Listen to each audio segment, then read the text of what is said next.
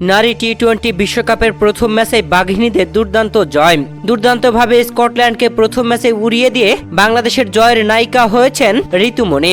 ঋতুমণিকে match সেরার পুরস্কার দিল আসিফ মাহমুদ। প্রিয় দর্শক, বাংলাদেশ ও স্কটল্যান্ড নারী টি-20 বিশ্বকাপে নিজেদের প্রথম ম্যাচে খেলতে নামে। আর এই ম্যাচে বাংলাদেশ টসে জিতে আগে নেয় ব্যাটিং এর সিদ্ধান্ত।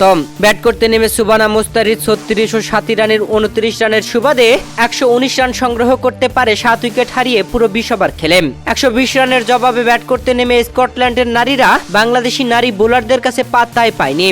একের পর এক উইকেট হারিয়ে তারা পুরো 20 ওভার খেলে 7 উইকেট হারিয়ে 103 রান সংগ্রহ করতে সক্ষম হয়। বাংলাদেশের নারীরা দুর্দান্তভাবে 16 রানের জয় তুলে নেয়। আর এই ম্যাচে বাংলাদেশের জয় গুরুত্বপূর্ণ ভূমিকা ছিল ঋতুমণির, যেখানে বল হাতে 15 রান খরচায় 2টি উইকেট নিয়েছেন 4 ওভারে। আর ব্যাট হাতে 5 রান করে হয়েছেন ম্যান অব দ্য ম্যাচ, যেখানে ঋতুমণিকে ম্যান অব দ্য ম্যাচের পুরস্কারটি হাতে তুলে দিয়েছেন বাংলাদেশের অন্তর্বর্তীকালীন সরকারের প্রধান উপদেষ্টা আসিফ মাহমুদ।